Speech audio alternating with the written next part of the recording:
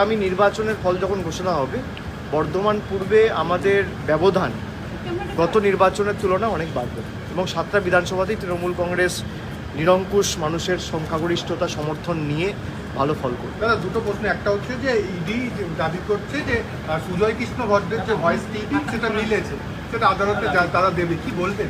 ED আর আদালতে দাবি হবে, ইডি আদালতে জানাবে, এখন তো আমার কিছু বলার নেই। আর ভয়েস ক্লিপিংটা যার সাথে, তাকে অ্যারেস্ট করেছে? তাকে তো অ্যারেস্ট করেনি। যার সাথে কথা, তাকে অ্যারেস্ট করেছে কি? সেটা তো ইডি বলতে পারবে। আমি তো ইডিতে চাকরি করি না।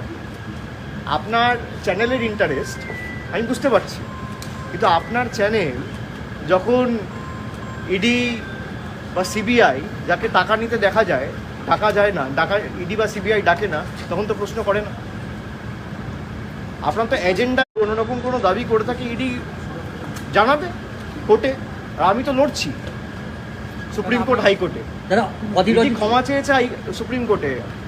আমাদের, আপনি ইডির অফিসারকে জিজ্ঞেস করেছেন যে আপনাদের এএসজিকে ক্ষমা চাইতে হয়েছে কিনা? আপনার চ্যানেল জিজ্ঞেস করেছে?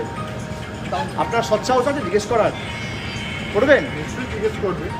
জিজ্ঞেস করবে। আজকে তো প্রায় 8 মাস হয়ে গেছে, 8 মাসে কভার করেছে।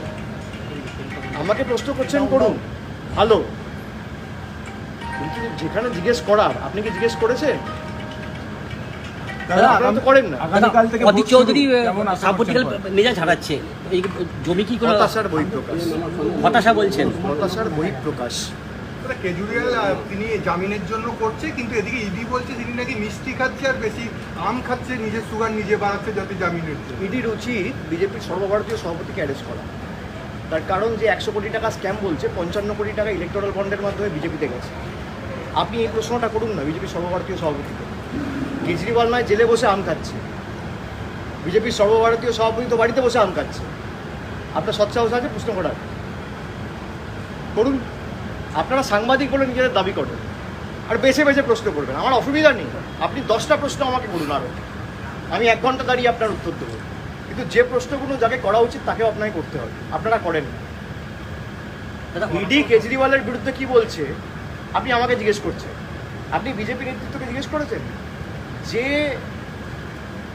লিকার স্ক্যামের কথা আপনারা বলছেন, সেই লিকার স্ক্যামের তথাকথিত 100 কোটি টাকার যে অভিযোগ, সেই অভিযোগের 100 কোটি টাকার মধ্যে 55 কোটি টাকা বিজেপির অ্যাকাউন্টে গেছে ইলেকটোরাল বন্ডের মাধ্যমে।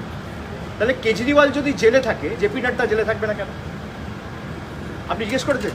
কিন্তু মোদি, আপনি যেদিনকে জিজ্ঞেস করার সৎসাহস রাখবেন সেদিনকে আমাকে প্রধানমন্ত্রী তো বলছেন যে বন্ড, ইলেকট্রাল বন্ড, সেটা যাতে যেভাবে করেছে তাতে যাতে বোঝা যায় সমস্ত হিসাব, সমস্ত। তার জন্য ইলেকট্রাল বন্ড লাগতো না, তার জন্য চেকে দিলেও বোঝা যেত।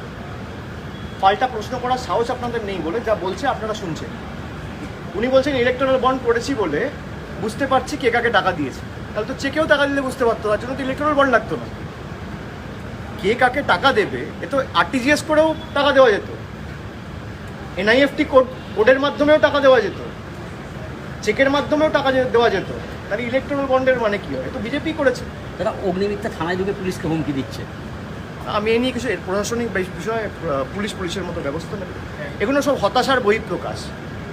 তারা জানে তারা নির্বাচনে তাদের রাজনৈতিক মাটি তাদের পায়ের তলা থেকে সরে গেছে এবং সেই কারণে তারা এই জিনিসগুলো অনবরত করে চলেছে। তারা করুক, আমার শুভেচ্ছা রইল। 4 তারিখ ফল ঘোষণা হবে, কার সাথে মানুষ রয়েছে সেটা প্রমাণ হয়ে যাবে। আর কোনো প্রশ্ন? অসংখ্য ধন্যবাদ। আর কোনো প্রশ্ন? Thank you.